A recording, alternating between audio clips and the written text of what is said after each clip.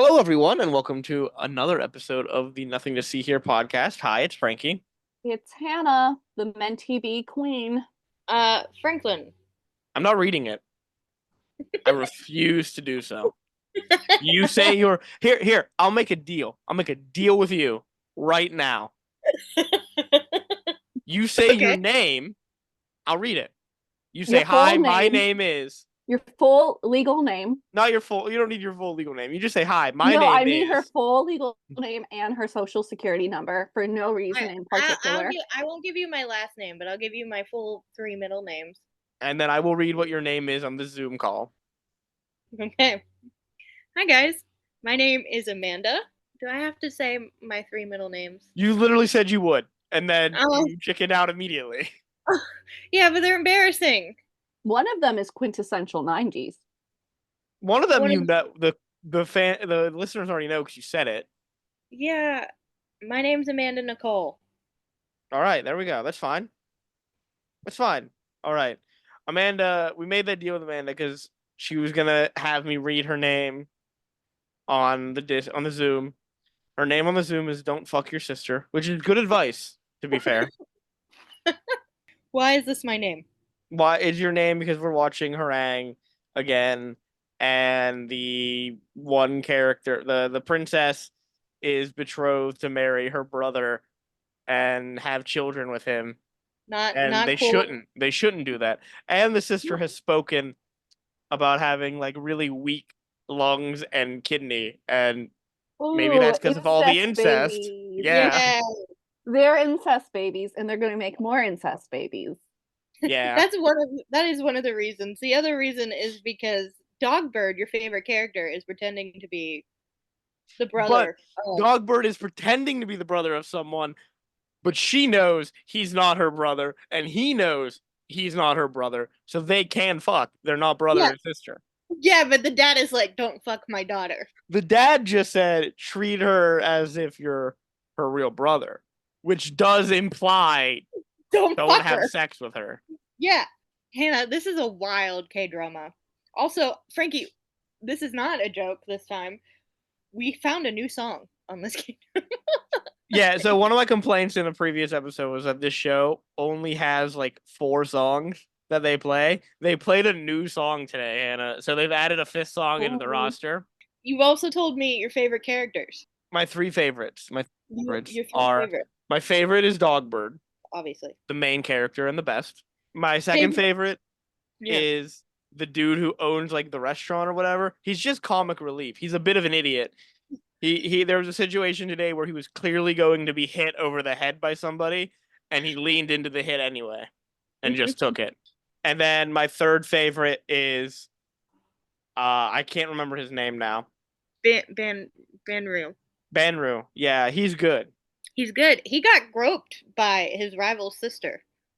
Full on groped. Well, he didn't get And groped by his sister. yeah, He he definitely did get groped by his sister. That's who? how the whole thing started. Who? He grabbed his butt. Bon Ryu did not get groped by his sister. He got groped by someone else's sister. By Minnow's sister. Yes, that's what I meant. What Sorry. Amanda said. She said the rival's sister. I thought she said his sister. Nah, I said rival. Thank you, Hannah. No, you said rival originally. I didn't hear that. I'm sorry, Amanda. Yeah, fuck you. Yeah, he got groped. I was actually gonna make my name Groping my friend's sister, or I was gonna say God, groping no. leads to fucking, but How That about one's don't grope? to be fair, she groped him thinking that it was her brother. and she was gonna That play makes it worse. she was gonna play a No. prank on him because What is wait this a prank? second, Hannah. Do you want to know why she was playing a prank on him? She was Why playing a was prank she on playing him a sexual prank on her brother? I'm because her- Grabbing concerned. his because her butt. It brother because her brother likes to go and put her in fucking chokeholds. Hannah, this K drama is wild. These are what rich people do, Hannah. Back in ancient Korea, but V's there. Is that important to Hannah? It's Hannah, important are you happy that V is there? Sure. Hannah doesn't even know who V is. Exactly. That's why I asked the question. Hannah should know who V is. I'm assuming they are in a K-pop group you like. Wow, that was actually pretty good. You want to take a Wow, guess? the fruit was rotten on the floor. You want to take a guess? What band? BTS. Yes. I'm very proud of you. Again, the fruit is rotten on the floor. Yeah, it's like it's not. It wasn't that hard. Mm-mm. Speaking of rotten fruit, Amanda is not only seeing one K-pop concert this year, but two. So Is that rotten fruit? it was because Hannah Oh, said from your bingo card, yeah. You guess what? You only can mark it off once. You can't mark it off twice. You don't get double points. Oh, I know, but that's a win for me. It is September, and we're still waiting for Jimmy Carter to die. I'm shocked. I'm shocked. I think he's gonna vote for the presidential election and then die as soon as that vote's cast. He won't die unless Kamala becomes president. Then he'll finally be like, you know what, I That can die feels like a threat. He's threatening us, yeah. now. Okay. Well, I did have a nice little segue plan, but it kind of got derailed, so we're just gonna go into it. What was the segue? The segue was we were talking about harangue and how this is not a show for children, and not. I was gonna say we go from talking about a show not for children to a show very much for children and people of all ages. I so enjoyed this. It's the episode we're here for. It's A Pup Named Scooby-Doo, everybody. Yeah. We're continuing our Scooby-Doo adventure with A Pup Named Scooby-Doo, which premiered on September 10th, 1988, and aired for 3 seasons on ABC during the block The Fantastic World of Hanna-Barbera until August 17th, 1991. The series Amanda, was... we've reached your favorite show. You've been waiting for this. I What do you have to wait forward to in our Scooby-Doo series after tonight? the cyber chase. Ghoul Well, that's School. kind of soon. Those Well, are yeah. both kind of soon, so. Ghoul School is next Scooby-Doo. Fuck Yeah. yeah! Is that me? Yes, it's you. Fuck yeah, it is. You're so excited. You're usually never excited to review things, but now it's Pup Named Scooby-Doo and Ghoul School. Super hyped for it. Oh yeah, no, I'm ready. I'm probably gonna name my daughter Sibella based off of Dracula's daughter. That's how much I love Gold School. We'll talk more about that next month. Yes. I think that's our Christmas episode. Oh, That's Merry hilarious. Christmas, Ghoul School. Real quick, Hannah, are we gonna do a bingo episode before the year ends so that we can talk about all of our accomplishments and what totally happened on our bingo card and what did not? I think that can be like a little addendum. Maybe like a I mini think it's going to be episode. in January. Oh, are we doing a full episode? I don't know. We could. We could do a bonus episode. We'll talk about this off camera. We'll talk The- about this. Because I have not given this any thought. I've been keeping track of my bingo, to be fair. I mean, Have I you have been- too. I have not thought about when we're going to talk about 2024 bingo. Oh no. I think it's physically impossible for me to get bingo, but I've been keeping track of the card. Have you been keeping track of mine? Because I think I win. I haven't, but I'll keep track of it later. We'll go when we go through your card. I'll mark it off. Okay, good. So this series was developed by Tom Ruger, who also worked on the 13 Ghost Show, and depicts younger versions of the Mystery Inc. I as fucking they love solve. Velma. Little Velma's the best, right? Yeah.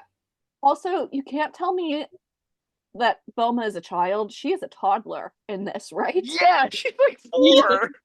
Is she 4? No, they're all supposed to be like the way they describe the show is preteens, so they're at maximum 12. They look like they're 9. They look younger than that. Velma looks like a toddler. It is weird though because when I get to the cast, but Shaggy is still voiced by Casey Kasem, so he sounds like adult Shaggy. Yeah. But they're solving mysteries again, similar to the original TV show. 30 episodes were ultimately produced of A Pup Named Scooby-Doo. And after the end of A Pup Named Scooby-Doo, there are no more new Scooby-Doo television shows until 2002. Frankie's favorite song. My favorite song, yeah, the What's New Scooby-Doo theme song. But yeah, What's New Scooby-Doo is the next show. And that came out in 2002? That started in 2002, yeah. Why did I feel like they started it in like 2007? It feels older, right? Or like newer. No, Simple Yeah. Plan was like at the height of their no 2002 is It right. it I feels newer to didn't think me it was too, that though. early 2000s. I thought it was like mid to late 2000s. I No, think it it's feels Simple newer. Plan. I think it feels newer to some people, Hannah, at least to me, because the designs that they use for the characters are kind of the same animation and art style they continue with. That's true. I Like those I are know the gang we see in all the films now still. I know it was 2002 because Simple Plan also showed up in the Mary Kate and Ashley movie, A New York Minute, which was where they started to go downhill. So this was like the height for Simple Plan. Okay. This would also be, unfortunately, the last time Don Messick is on the show. He would retire after this show. Well, not right after this, but this is the final thing he did for Scooby-Doo before his retirement and for show, at least in TV show. And then he died in 1997. Rest in peace, Dawn. The show was eventually canceled when ABC commissioned Hanna-Barbera to produce a different show called The Pirates of Darkwater, and ABC was unable or just simply unwilling to pay for Hanna-Barbera to work on both shows. So we got none. We got the end of A Pup Named Scooby-Doo and no more Scooby-Doo. This is the last Scooby-Doo thing after, like, so obviously during the middle of its run, we get Ghoul School, Reluctant Werewolf, and Arabian Nights. This is the last Scooby-Doo like promoted thing until 1998 when they make Scooby-Doo on Zombie Island, because Damn. this one would end in 1991. So the first season is the only season that Tom Ruegger actually worked on. He, along with most of Hanna-Barbera's production staff, would leave after the first season of this show and go to Warner Brothers Animation and create Tiny Toon Adventures. Oh, Tom Ruegger has said in interviews that this show, Pup Named Scooby-Doo, is what led him to be able to get the job to create Tiny Toon Adventures. yeah, And because it's so good. you can see a lot of the prototype of the humor of Tiny Toon Adventures and Animaniacs and the shows that would follow from that in A Pup Named Scooby-Doo. This is Don Lusk, longtime animator for Disney, would end up Yep. taking over as director when Tom Ruegger left. Like I said before, this is the last time Don Messick would voice Scooby, and this is the first time that Frank Welker does not voice Fred. In fact, Don Messick and Casey Kasem are the only two voice actors from the other Scooby-Doo shows to reprise their roles. So Don Messick is Scooby-Doo, Casey Kasem is Shaggy, Carl Stevens plays Freddie Jones. He's known as Freddy a lot in this version, which is weird to hear. I said Carl Steven. Kelly Martin voices Daphne. Christina Lang voices Velma. And Scott Menville voices Red Herring. I fucking love Red Herring. I have an amazing idea. Oh, we do have. Sorry, go on. No, I have an amazing idea for whoever owns the rights to Scooby-Doo right now. We need a new film. Where Red Herring is the villain?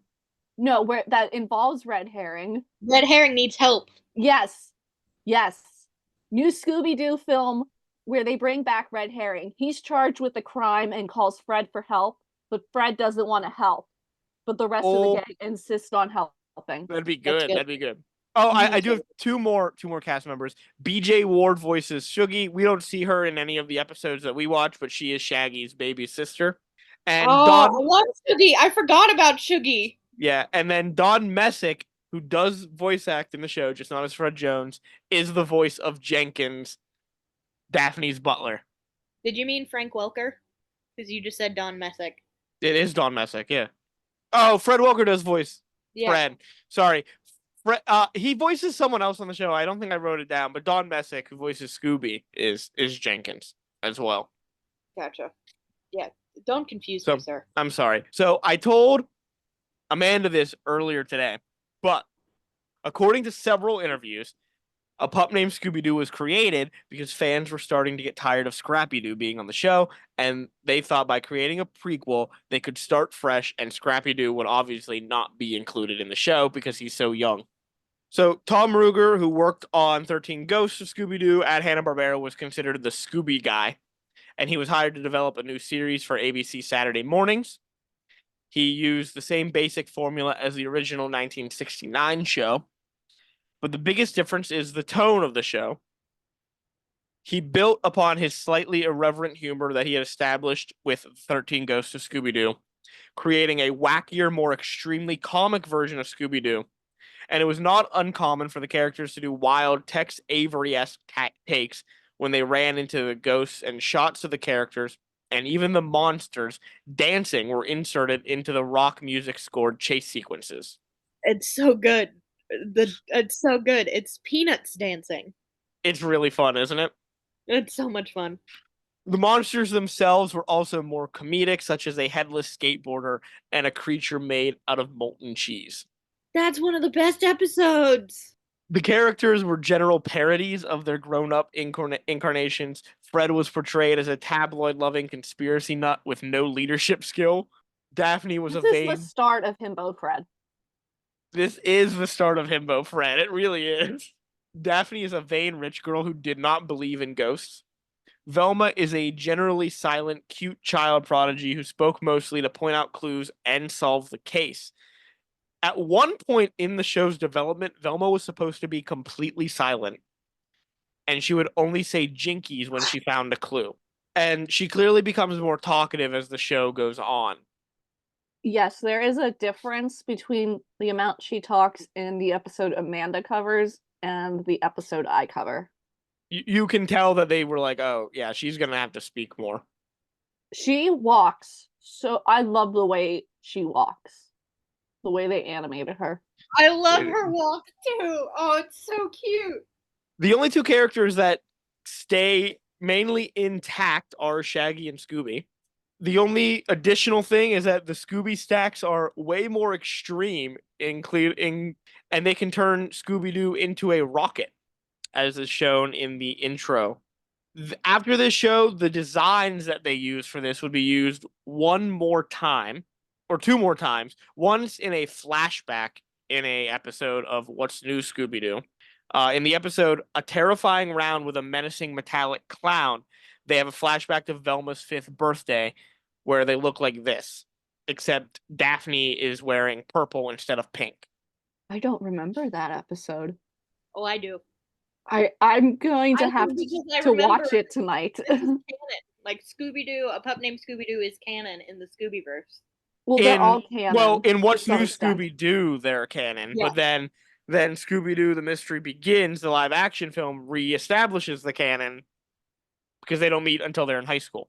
The other time that these designs It's canon for the only other show that we care about. True.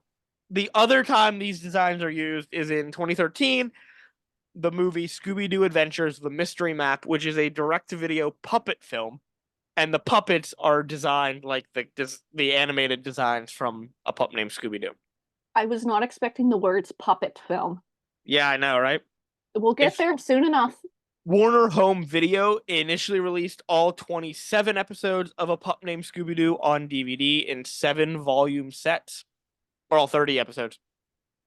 They then re-released the entire series in different sets, and the episode WrestleManiacs, which we didn't watch, can be found on the Scooby-Doo WrestleMania Mystery DVD as one of the bonus features. All right, Amanda, I told you earlier on that you would be a little upset about this. The IMDb rating. I don't want to hear about it. The IMDb rating, when I looked yesterday, because I always add this last in case someone's going to review it in 2024, who knows, is a shockingly low 6.7 out of 10. I don't want to talk anymore. I'm done. It's lower than Laugh Olympics. This is so upsetting.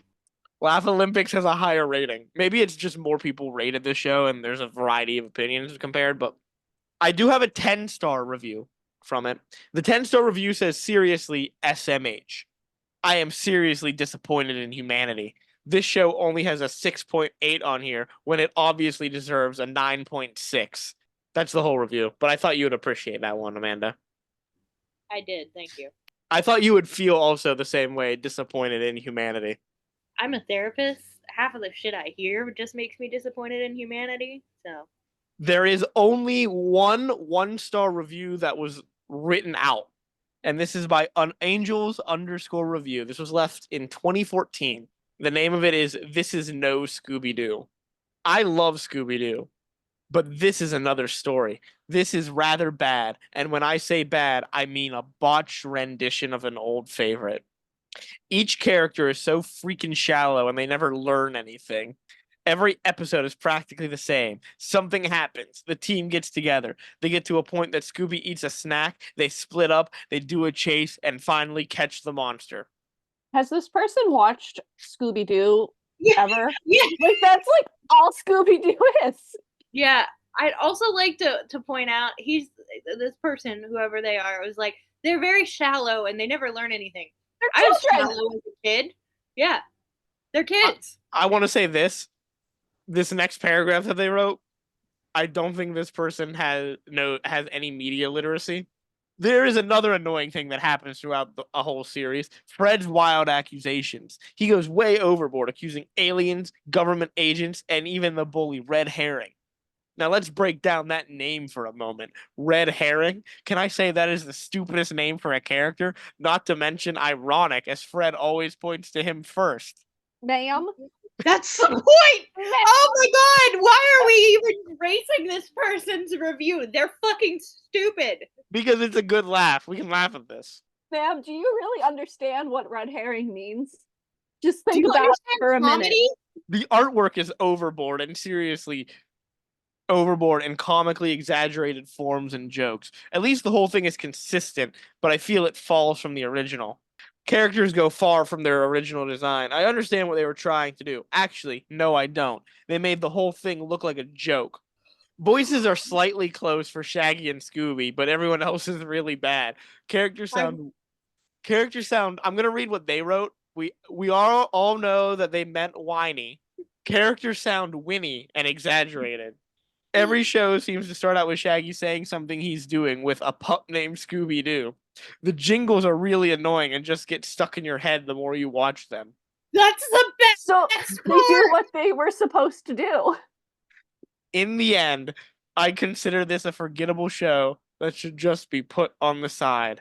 I'm gonna find this person and I'm gonna blast the Scooby Dooby the entire night for the rest of their fucking life. Yeah, the theme song for this show is fucking great. It's amazing. It's, as I Number told one Amanda slot. earlier, it's my second favorite.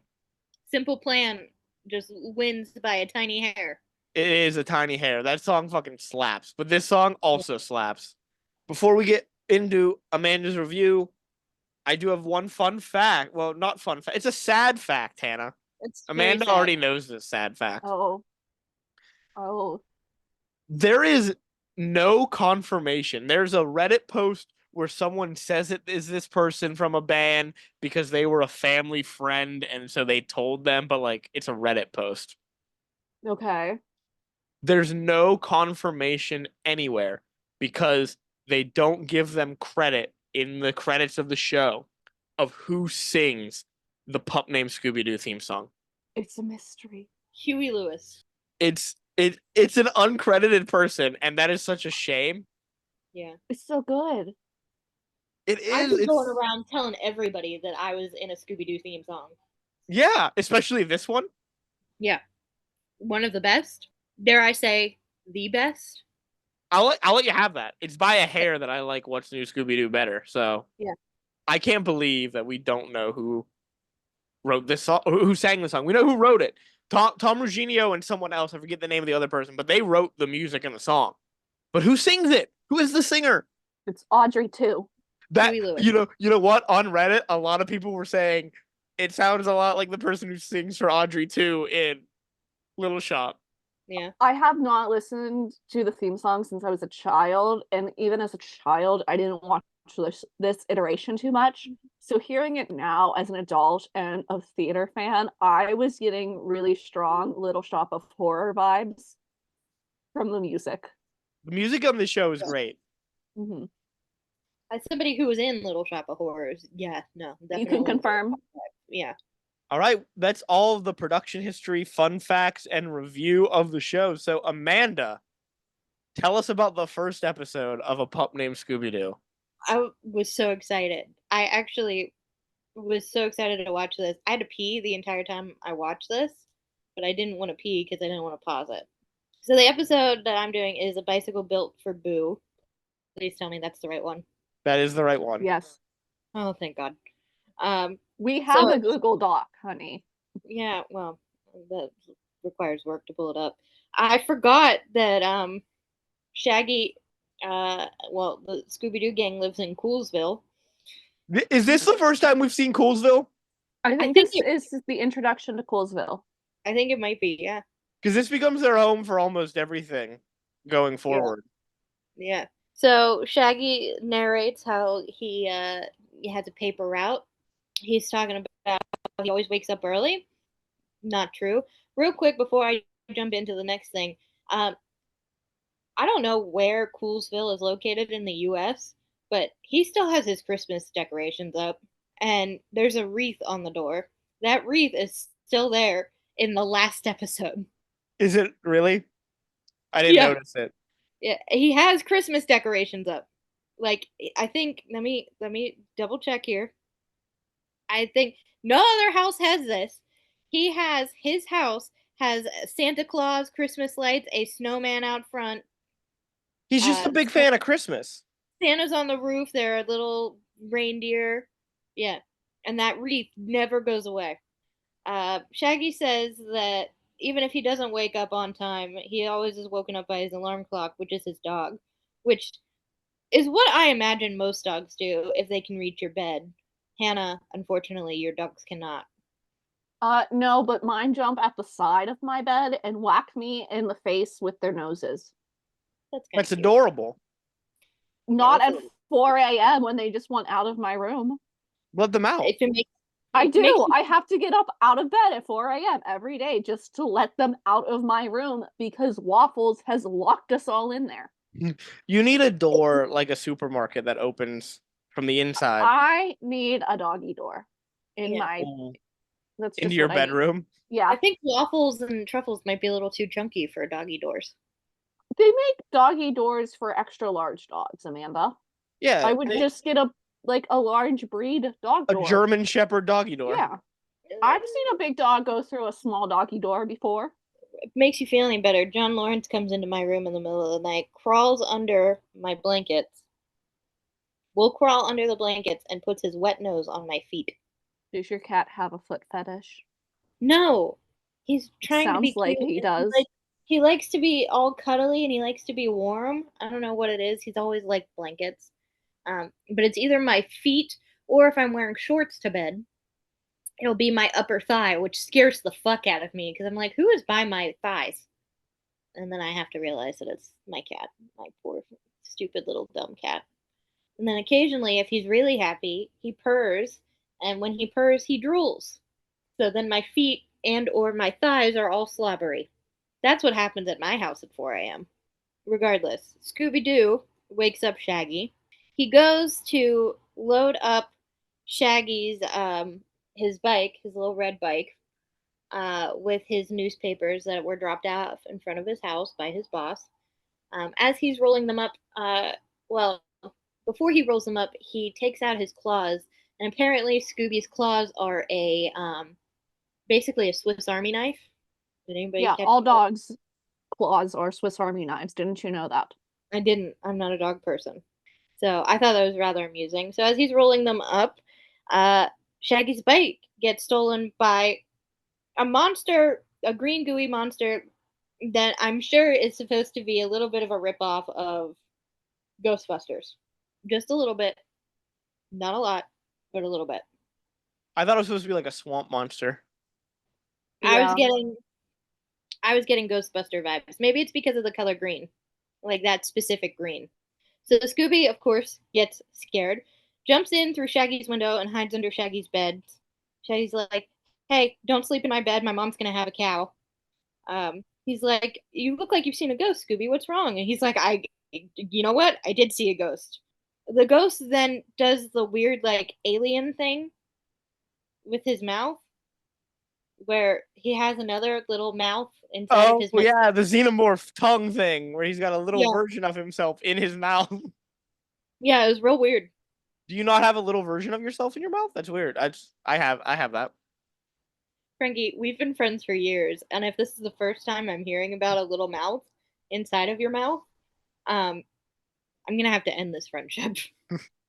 I was also gonna make a "what that mouth do" joke though, but I didn't get to because you corrected me on the xenomorph thing. We fast forward to the Scooby-Doo Detective Agency, which is giant ass tree house, very fancy tree house that we later find out has a fridge, has a couch. If this was my tree house, I'd be fucking living there.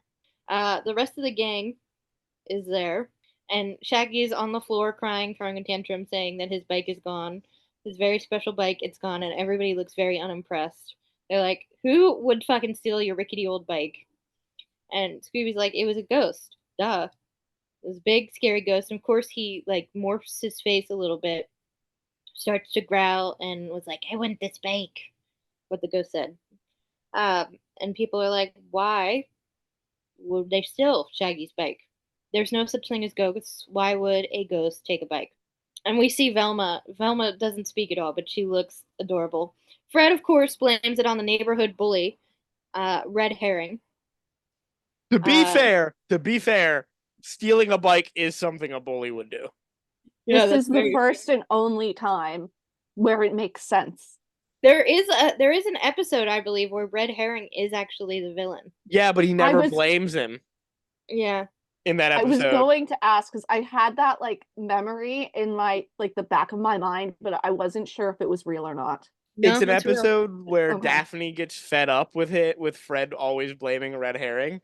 So she bets him that he can't go an entire case without it blaming Red. Yeah. And then it turns out to be Red. And it was all just a joke. Anyway, so they're like Fred's like, "It's Red Herring. We gotta go follow him." So they follow him to a secret hideout, which is in Weirdo Woods. This is a gag we don't see in either episode that we watched today, but I love whenever Fred pulls down the poster of Red Herring and then it'll like come alive. I don't know. I really liked that Red Herring in the last episode, where I think Hannah will talk about it, unless I watched the wrong last episode, where Maybe you Fred did. actually has him on speed dial.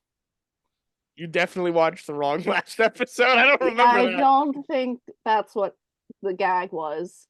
What was the last episode we were supposed to watch? The moving mollusk. Yeah, Mayhem of the Moving Mollusk. yeah. I watched the wrong one. Well, I think what happened was Frankie said it was the last episode. And it is. It's the last episode that aired. Oh, the site I watched it on, there was like three episodes after it. I'm like Yeah. pretty sure it's the last episode that aired. Maybe it's not. I'm gonna do Um, that research while Amanda continues. well, then I'll talk about the gag then, since it's obviously not the one we reviewed.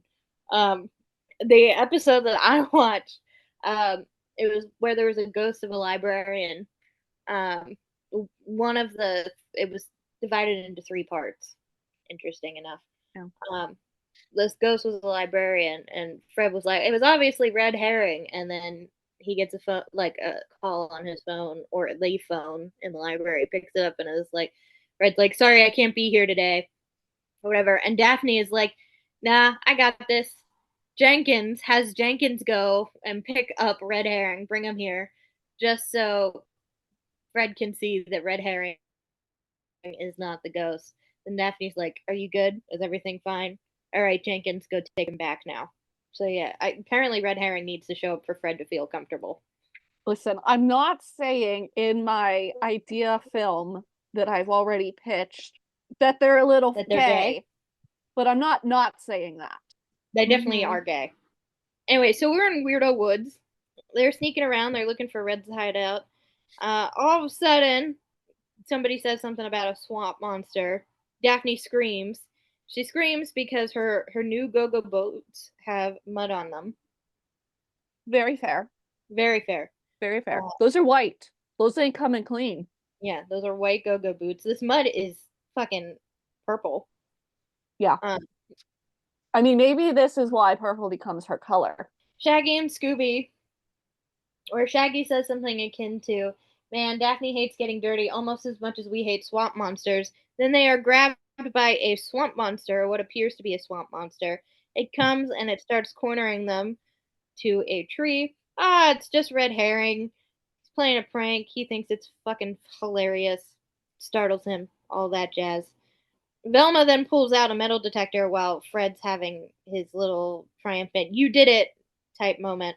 The metal detector shows a bike, but it's a blue bike, and Shaggy even states it's a blue bike. And Fred's like, "Well, he could have just painted your bike." Red's like, "No, that is my bike." Fred's like, "If I had some sandpaper, I could prove that you painted it." And Velma, of course, shows up because she has all of the tools with a sand blaster. And then Fred goes and ruins Red Herring's bike. I don't know if Red Herring is a bully or if he's just pissed at Fred all the time. If Fred was doing this to me, I'd beat him up too, all of the I mean, time. he ruined Red's bike. Yeah. He did. That's a reason to be upset. Yeah. Also, why is Velma carrying around a sandblaster? Why does she carry around a little mini computer, Frankie? Because she's smart. Where does she keep all this stuff? She's In her a toddler. briefcase. In Her little briefcase. Did you not see the briefcase? I saw the briefcase. Yeah, it's like Mary Poppins' briefcase. Oh, okay. Anyway, so Red's a little upset. By the way, can we?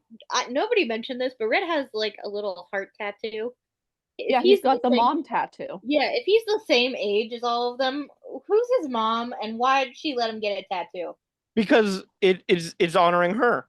So Red's pissed off, and he basically runs Fred over. Again, we move to Shaggy's house, or in front of Shaggy's house. We know it's Shaggy's house because there's a fucking reef. So I believe Daphne and Scooby are dressed like nurses. Velma is dressed like a doctor, and they are tending to Fred's wounds. Shaggy is like, "Oh, you wanna complain about what really hurts? Us having to pay for Red's bike because you fucked it up, basically." I'd be upset too. Then all of a sudden, Velma says, "Aha," and everybody's like, "Oh, Velma smoked. She has an idea," and she pulls out her magic briefcase with her giant computer, types some things into it, starts looking at like the tire tracks from Shaggy's bike. She's like, "Oh, amazing! How did no one notice the tire tracks before? They're kids, Frankie. Come on, Shaggy can't be that stupid. He might be a little stupid." They have Scooby, who's sniffing for the tracks. Those tracks were really clear. I'm wondering why the tracks did they disappear later on? Anyway, they're having Scooby follow the tracks. As Scooby's following the tracks, we then see Velma show up with this motored skateboard, giant skateboard that is the color of the Mystery Machine. She has a helmet on, and she looks like Evel Knievel, like a little mini Evel Knievel. Like she's having so much fun speeding on this. Yeah, she's a fucking speed demon. I fucking love it. Fred and Daphne are like, "Slow down, Velma," and she is not having it. So Scooby gets the led. reason she's not allowed to drive the Mystery Machine is because she got too many speeding tickets. You're right. Yeah. Like, this is canon in my head. Velma's had too many moving violations. Yeah. They end up at the what is it called? The Daily Bugle? No, that's Superman. the Right? Daily Daily Bugle Babble. Spider-Man. Daily Babble. Yes. Yeah, it's the Daily Babble, where they get their first run in with Hannah's drag queen. Yes, my girl. We'll talk later about that in a minute. By the way, voiced by a woman. I looked because my mother said the exact same thing when she heard her speak. She's like, "I think that might be a drag queen." So I had to look it up. It's not. They go to the Daily Babble, and of course it's a printing press newspaper thing. They see Shaggy's boss, Conrad. He asks Shaggy, "Hey, how's your paper route going?" Shaggy's like, "Not so good. I don't have a bike, so I can't really do my paper route." Um, Meanwhile, Scooby starts sniffing. He sniffs into this dried green ink. and he starts sneezing, like literally having like a sneeze attack. Mr. Conrad gets mad because as he's having the sneeze attack, he is bouncing all over the place. Ends up bouncing out the window, sneezes himself back in, and then lands into the newspaper printer and gets printed as a newspaper. I believe he would be dead if he was a normal dog. Good thing he's not a normal dog. Then Conrad gets mad. He's like, hey, get out, get out, get out. He said 3 times, which is going to be important later on. So they get kicked out. But Scooby catches the scent again, and it leads them to a mysterious haunted house, the Ferguson estate, which is apparently the most haunted house in town. It's just my dream house. Yeah. It's just a beautiful Victorian house that needs a little bit of love. So they're trying to convince Scooby to go in. Scooby's not going to go in without Scooby snacks, obviously. So Daphne gives him some, and he does turn into a rocket, Frankie. He does. He turns into a rocket, and he goes right in afterwards. Fred's like, hey, we're sure to find Shaggy's bike if we all stick together, so let's split up. So Velma, Scooby, and Shaggy go and check the backyard. While they're checking the backyard, Shaggy tells Scooby to check the storm cellar. He opens it, and the ghost pops out. He then closes it, and Shaggy's like, hey, did you find something? Scooby's like, yeah, of course I did. Okay, let me take a look. The ghost pops out again. They get startled. He does the weird xenomorph mouth thing again, which I With fucking... like 9 tongues. Yeah, no, not yet. Oh, is that later on? That's later on. I'll tell you when we get there. But Scooby and Velma all hide in Shaggy's shirt as the ghost tells them to get out 3 times, just like Mr. Conrad. Scooby shoots out of Shaggy's shirt and then bumps into the ghost, who gets knocked back down the storm cellar. They run into Fred and Daphne, and they're like, hey, we found the ghost. Daphne says, I know Shaggy acts young for his age, but this is ridiculous. You know, there's no such thing as ghosts, because Shaggy couldn't verbalize that there was a ghost. Scooby, of course, says that there is a ghost. They think they see the ghost, but it turns out to be our drag queen, Shirley MacLaine. She comes out. She apparently is a medium. She's a world famous medium. And Shaggy made a joke. He said, medium, you look more like an extra large. And that was real good. And it got a chuckle. Also, for my film, my idea film that if Hanna-Barbera, Cartoon Network, whoever the hell owns Scooby-Doo wants to give me like some money for. And we know you're listening. We know you're listening. We're the #1 Scooby-Doo podcast. I don't know if we are. Bring the drag queen back.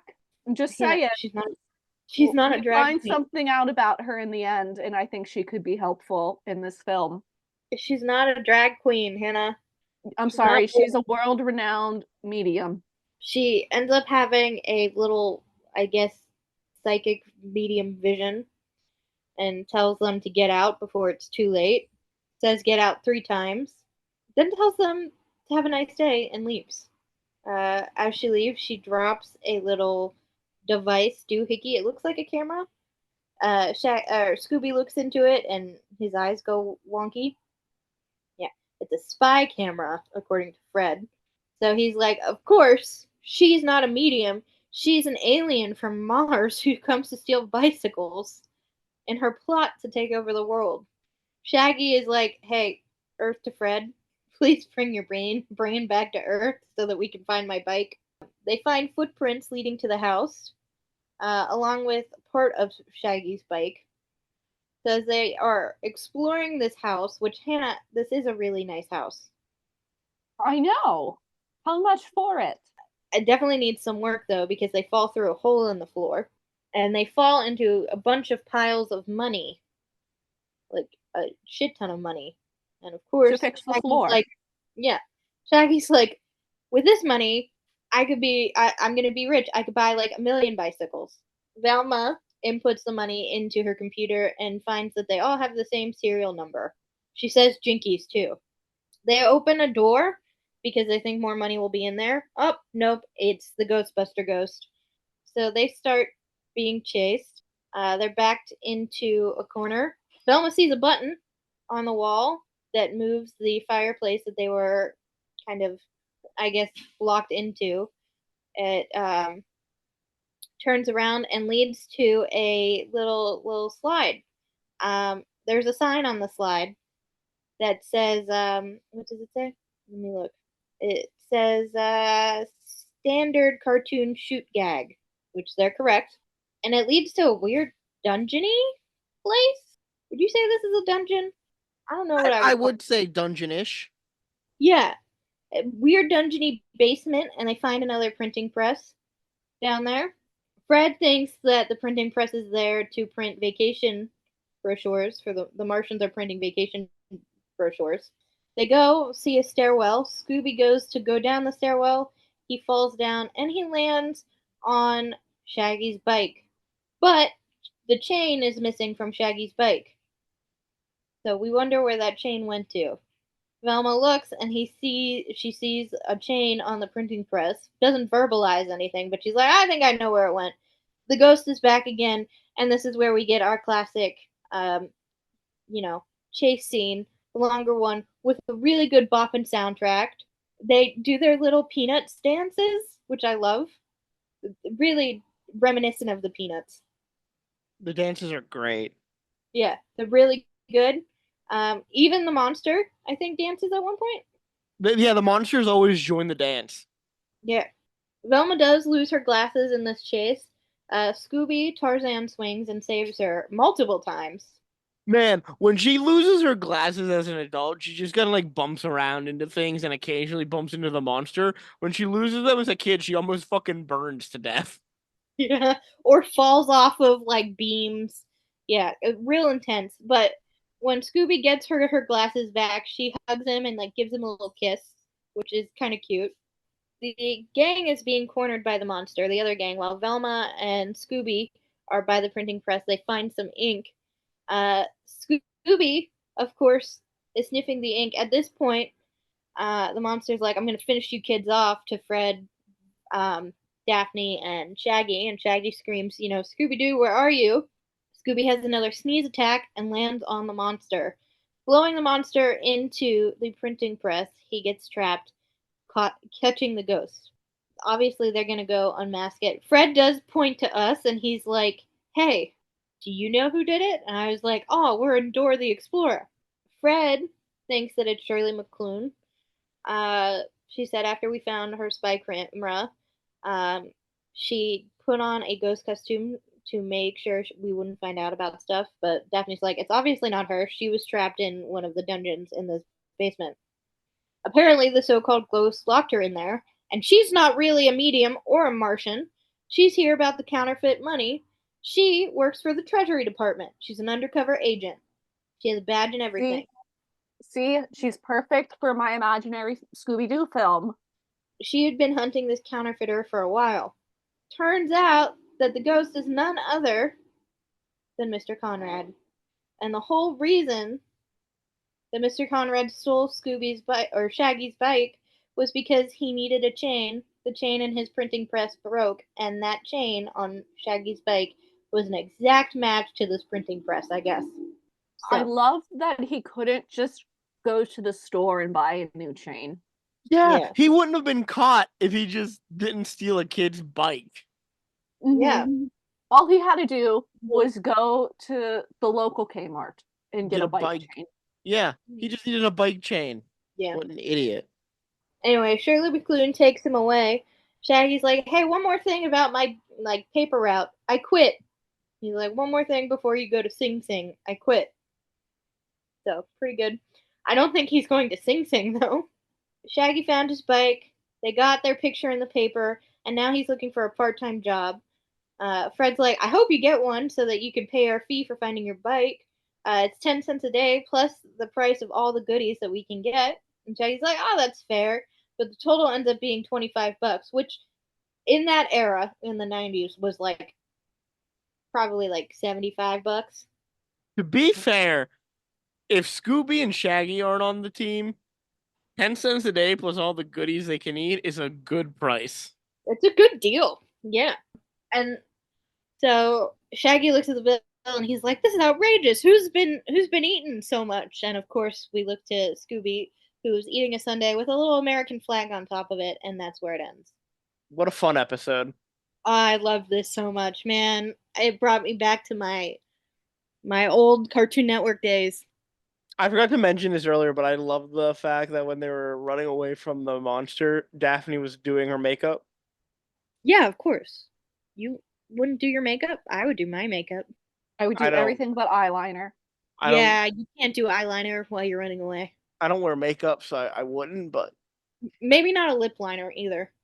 No, but I could definitely reapply a coat of lipstick. Oh yeah, yeah. All right, tell me about this episode that I did not watch. also, 'Cause I would like to confirm that I said earlier the show ended on August 17th, 1991, Yes. and Mayhem of the Moving Mollusk aired on August 17th, 1991. So Boomerang, and I assume that's where you watched it, Amanda. Yeah. Boomerang and wherever you watched it, Hannah, incorrect. They're just wrong about Scooby-Doo. Okay. Yeah, the one that I watched was Catcher on the Sly, The Ghosts of Mrs. Shushman, and The Wrath of Waitrose. Those are all like the short ones. They're like 8 episodes each or something. It's like 3 episodes. Yeah, they were like shorts almost. Yeah. I watched mine on Internet Archive and it was saying it was like the Werewolf of Dew Manor. Yeah, that's after the Moving Mollusk. So Yeah. what it has on Boomerang is The Night of the Boogie Biker, and Dawn of the Spooky Shuttle Scare. This is volume 3, so season 3. Horror of the Haunted Hairpiece, WrestleManiacs, Mayhem of the Moving Mollusk, The Were-Do of Dew Manor, and then the last one is Catcher on the Sly, The Ghost of Mrs. Shushman, and The Wrath of Waitrose. Yeah, so those 2 episodes aired. So the one with the 3 little shorts aired the week before Mayhem of the Moving Mollusk, and Where Do Manor aired 2 weeks before it. Ah, Okay. gotcha. So Boomerang. Well, it's fine. You're moving to Max, so they'll probably fix it. I imagine that Max will fix it. Definitely They won't fixed fix it. They fixed DC. You remember Was when that DC had its own streaming service? I do because I had it for a while, they did, yeah. and they fixed it on Max. Yeah, What do you mean they fixed it? the episodes were out of whack. Oh, okay. All right.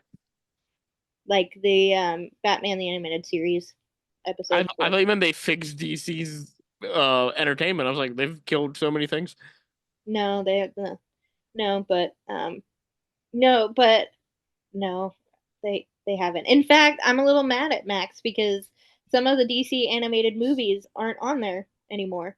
Like Batman Bad Blood, the son of Batman, not on there. So What a shame. it's disappointing. Anyway, tell me about this mollusk. You ready to hear about a snail? Oh, is that what a mollusk is? For some reason, I was thinking it was like an oyster. Aren't The oysters episode- like the snails of the sea? I don't know. I don't eat seafood. I wouldn't call them the oysters of the oysters. What did you say? I'm sorry. What was that? Aren't oysters like the snails of the sea or whatever? I wouldn't call them that. Okay. I think you short circuited him. She I did. don't know. I don't eat seafood either. My mom's allergic to shellfish. Okay, but I wouldn't. Oysters call do them- come in shells, correct? They do. Yes. Okay, can't eat them. Anyway, we have a hockey playing mollusk to talk about. Yeah. This episode opens on the gang's clubhouse treehouse. Shaggy is making pizza and Scooby eats the dough when Shaggy's tossing it in the air. It's Scooby's 30-second pizza of the day, and he's now hanging from the chandelier by his tail. Don't know how he got up there, but now he's too scared to jump back down. So Velma uses her newly made transporter ray to get him down. And this is where I realized that Scooby is bigger than Velma. Just confirming my Velma is a toddler theory. Velma's so little. But she's adorable. Oh, she is. She's a toddler, though. She's adorable, but she's a toddler. She also immediately says more in this one little Oh, scene than she said yes. the entire first episode. Yes, Velma is speaking now. They decided that She We wasn't hired gonna be a nonverbal. He said we hired a voice actor, so we should at least let her do something. Yeah. Fred races in with terrific news. He just got a letter from Critter Getters, a premier monster hunter group from New York. The group read about Fred in the Nation Exaggerator, and they have a mystery for the kids. So Velma transports the group to New York with her transporter. Right upon arrival, a Oh, giant oh, snail. wait. The headline they had describing Fred. Oh my gosh, yes. The Please headline tell for us. the article about Fred was "Really dumb guy believes in ghosts." Daphne makes fun of him for it the whole episode. So, right upon arrival, a giant snail on roller skates pops out of the sewer and threatens to whack the kids with a hockey stick. Shaggy and Scooby trick the snail into sitting in a penalty box for 5 hours, but the snail quickly realizes he's been tricked. But it's okay because the kids have now hidden themselves by pretending to be ordering from a hot dog cart. I'm pretty sure Scooby wants to die because it's at this point he bites a giant chunk of his tail off, thinking it's a hot dog, and then he electrocutes himself with Velma's other new invention, which will tell the gang if they're in a mystery or not. Spoiler alert, they're involved in a mystery. Velma has also given Scooby radiation because his nose flashes red and is able to detect the mysteries. And it'll blink again once they're done with the mystery. The That's gang, useful. I guess. I don't know. Scooby just wants to die this episode. It does. So do I. Do you want to talk about that? Oh Do we God, need to get you some therapy? Do I need to please, therapize you? please don't, Hannah. I will actually die. Why, you don't want my janky therapy? No, no, thank you. I know. As a therapist, I probably shouldn't be saying this, um, but if I ever have emotions, they'll be here, and I will hold them here in my body, and then I will die. That's nice. And my dad taught me that. Gotta love that generational trauma. Anyway, Scooby wants to die. Scooby wants to die, and the gang travels to Critter Getters. They meet a woman with a very long name, but she insists that people call her Julie, so that's what we'll go with. She's giving the kids a quick tour and gives a lot of backstory. Critter Getters advertises that they're the best, but when they began, they couldn't catch any monsters. Then their best team member left and started a rival company. Also, said team member was Julie's boyfriend, and they broke up when he left. So I think it's about 1:30, and right then an angry man begins pounding on the door demanding money. He also used to work for Critter Getters, and Julie owes him money. No explanation ever as to why, what she owes money for. It doesn't matter because he's a red herring. Maybe it's back pay 'cause he was a critter getter, wasn't he? I guess, yeah. I thought he was the landlord when he first appeared. Yeah, I did too. And then they reveal he is a critter getter, so I think she Mhm. owes him some back pay. Anyway, Julie asks the kids to go catch the snail monster on behalf of Critter Getters. And wouldn't you know, right after the gang agrees, the hockey snail appears and we get a chase around the office. Then Shaggy and Scooby run outside and they run onto a boat. And then on that boat is a plane, and they fly the plane, and then they parachute out of the plane onto a snowy mountain where the snail finds them by appearing directly beneath them. And we get the scene I just described, but in reverse. That was really funny. That made me laugh a lot. I don't know why. Once back at the Critter Getter's office, the snail is still chasing them. So Shaggy, Scooby, and Velma trick the snail by having Scooby dress in drag to dance a duet on roller skates with the snail. And then he throws the snail back into the sewer. We quickly move on from this scene because the gang has decided it's time to visit Lester Leonard, who was the man who dumped Jolie and began the rival agency known as Golgon. And Golgon has a much better name than Critter Getters. I like critter getters. It Critter doesn't is sound like a monster hunter, though. Yeah, but they're hunting critters. And you know I what? mean, I forgot to mention this earlier, but at the when they're there in her office, she mentions all these things they have, and they also have chocolate donuts because some creatures like chocolate donuts. I am that creature. Yeah, I also wrote I am a critter that likes chocolate donuts. Apparently, Julie doesn't because she never eats one. No, apparently, well, they're not for her. She's not a critter. No. I'll gladly be a critter if I can get a chocolate donut. Back to Lester Leonard. This man knows what's up. He has branded everything in sight with Gulgon, and he gives out a ton of free samples because Shaggy and Scooby come into the office with wheelbarrows full of the most random junk. And He to be gives. fair, if there's one thing I like, it's free shit. Yeah, I would take a free filing cabinet and muffler. I would take the plunger and the coffee mug and the tape. There I don't want to in buy their that stuff. wheelbarrow, it looked like there were guitars or at least Yeah. ukuleles. Oh yeah.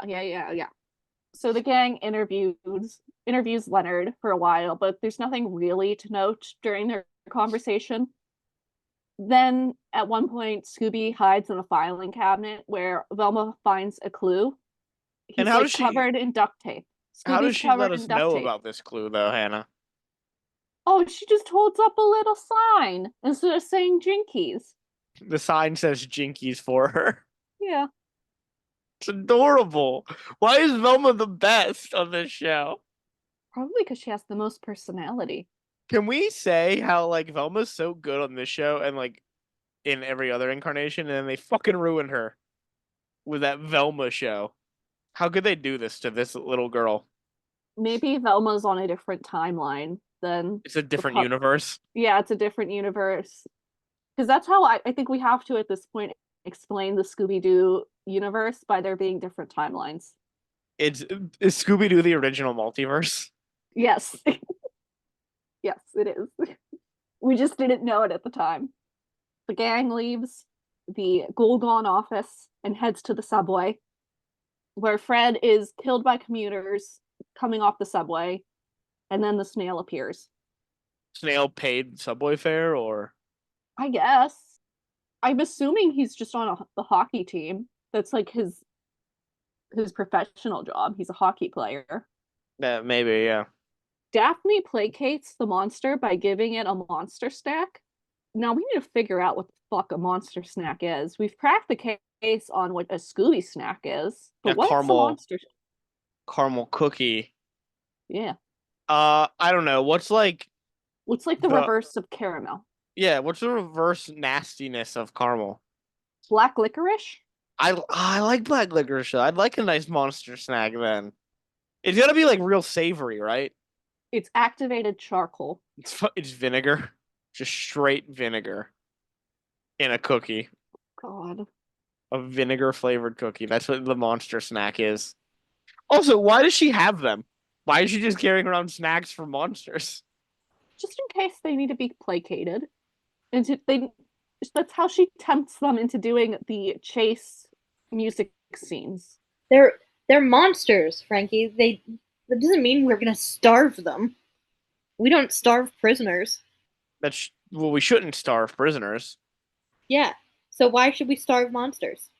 That's a fair point. You got me. You've caught me. Thank you. We get a very brief chase scene between Scooby and the snail, where the two end up stuck in the turnstiles. Something flies off of the snail, and the snail then ends up back in the subway car that then takes off.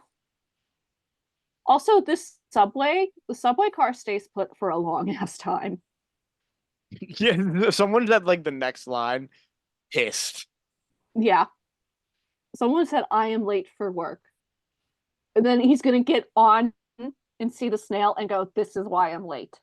They won't even be bothered by the snail. It's a New York City subway. They'll just get on and be like, all right. Fair point. This is the fourth weirdest thing I've seen on this subway this week. We now cut to a shitty street performer doing hand puppets. But his hands are the puppets. Yeah. And he's dressed as a mime. I missed the man's name and didn't feel like going back to write it down. It was a really weird name, too. Yeah. Yeah. All we learn from this man is he wanted to be a critter getter, but he didn't make the cut. Aww. But we learned Imagine. something more important. Fred wears a wig. Oh, Really? you're The right. performer yells at the kid so hard that he blows Fred's wig off his head. Fred Jones, bald child. Confirmed, Fred wears a toupee. And not even like a smooth baldness like Caillou. He's got like little hairs up there. Oh no. Oh, I forgot Caillou is bald. He's got like stubble on his head, Fred does. It's weird What? looking. Why'd you have to bring Caillou into our podcast? That fucking kid, I fucking hate Caillou. Gotta remind everyone about our global enemy, Caillou. Fucking annoying. If I have a kid like Caillou, throwing it down a well. Whoa! Alright. I think Caillou can cause world peace. As in, we can- all gang up on We Caillou. can all come together to hate Caillou. Yeah. So our shitty street performer continues to yell at the kids, and then he tosses them into a dumpster. Just like I would do to Caillou. Daphne calls for Jenkins, who appears out of nowhere, and she tells him she's covered in filth. So Jenkins provides some quality service by laundering Daphne's dress right there on the street. That's amazing. Give this man a raise. Whatever he's making, not enough. Triple it. Julie rolls up in her car, saying she has information about the snail. Her info is the monster is right behind them, and then she drives off. We get our music video chase scene right here. And the scene ends by Scooby threatening to throw salt on the snail. That's good. He also brought pepper. Well, It's cargo. Yeah. yeah, can you? We need Yeah, some you butter. can eat snail. We need Mhm. butter. Off camera, or off screen, we hear the monster snarl. Lester Leonard has caught the monster. Conveniently, right in front of a camera crew. He's gloating. He's like, I caught the snail monster and won't terrorize us again. And Fred laments that they failed. Scooby and Shaggy are fine with what's occurred and are ready to leave. They don't give a shit. Daphne's just there. I think she's with Scooby and Shaggy on this one. But Velma knows that the case isn't over yet because she asks Scooby how his nose is, and it doesn't blink red like it should when the mystery is over. Is he Rudolph? No, it's the mystery tracking device that he got. Yeah, I hit with. know. But this would explain so much because Shaggy loves Christmas. Are you saying there's a Christmas movie in here where Shaggy is Santa and Scooby is Rudolph?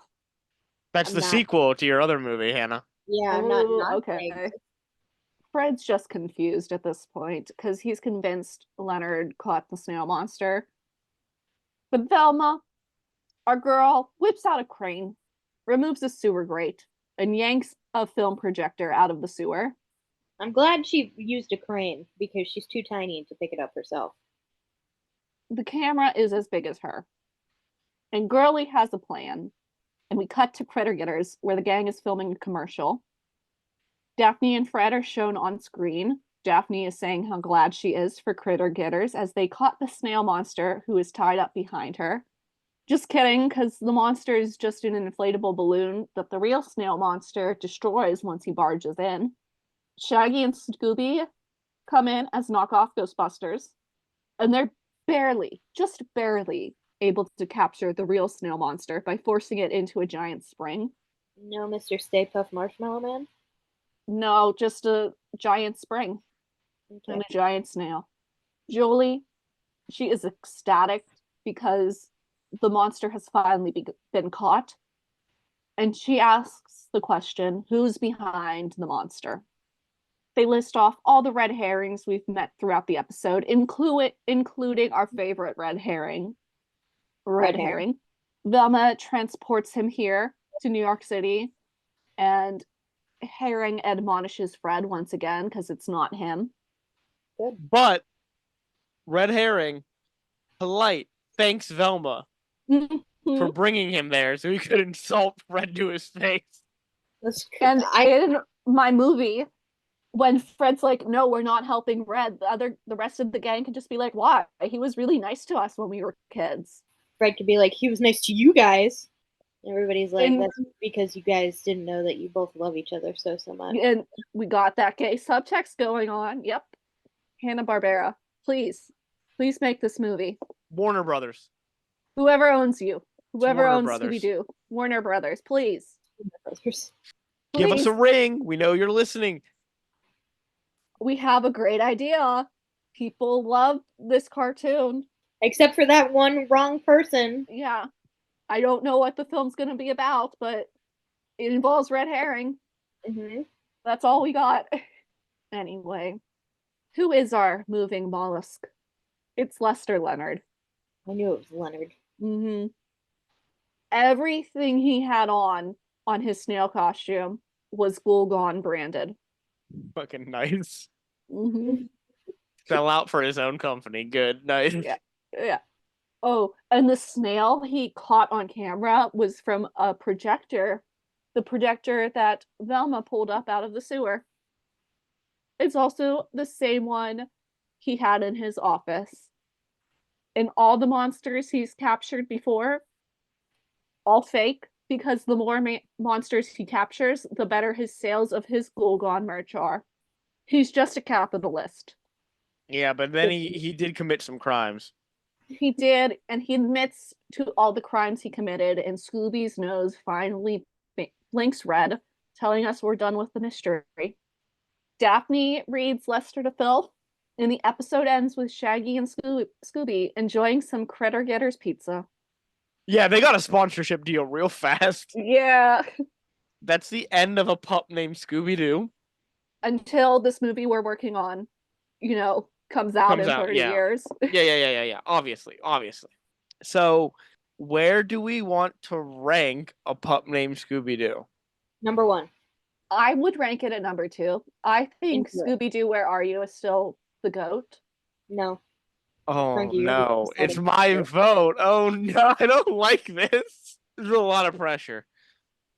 I agree. How much fun we had. What do you mean think about how much fun we had? We had so much fun with this. I did have a lot of fun with this. I have to vote for it to be number 1 as well. Yes! Just because it's a legacy vote more than anything. Because this is the show that birthed like my favorite animated show of all time. Yeah. Which is Animaniacs. Because without this show, there's no Tiny Toon Adventures, and without Tiny Toon Adventures, there's no Animaniacs. There's no Wacko's World. Or Yakko's World. I don't like them. Yeah, there's no Yakko's World Saw. But I do like this a little more than Scooby-Doo. Where Are You? I think the humor is better and holds up a little more. And the theme song. Well, the theme song slaps. Yeah, second best theme song. So we have a new number 1. We haven't had a new number 1 since the beginning. It's A Pup Named Scooby-Doo. And now we're not talking about any Scooby-Doo TV shows for quite a while. We have 11 other things to watch before we get to a Scooby-Doo TV show. I'm okay with that. Where are we ranking like the one-offs, like the Scooby-Doo project? And those are going to have their own separate category. I don't think you can judge Scooby-Doo Project as its own thing.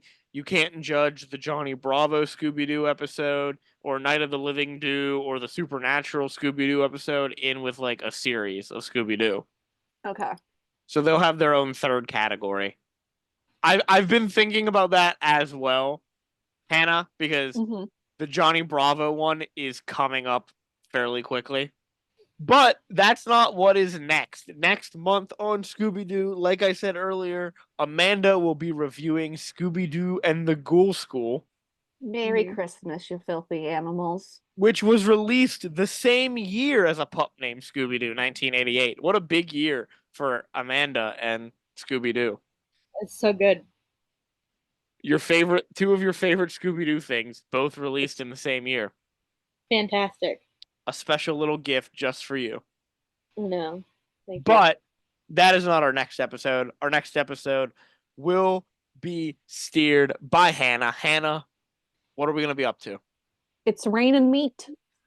I don't. Oh no, I forgot about that. No. Oh, I usually have the episode like list up when we record, so I have reference to like what we've already done, but I don't have it up this week. That's okay. And now I've been reminded of the nightmare you're going to inflict on us.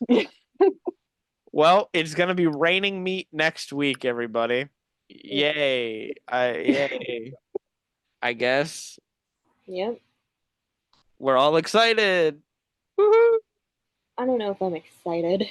Before we learn about the raining meat next week, let's take care of business and end this episode. As of recording, we are on YouTube and Spotify.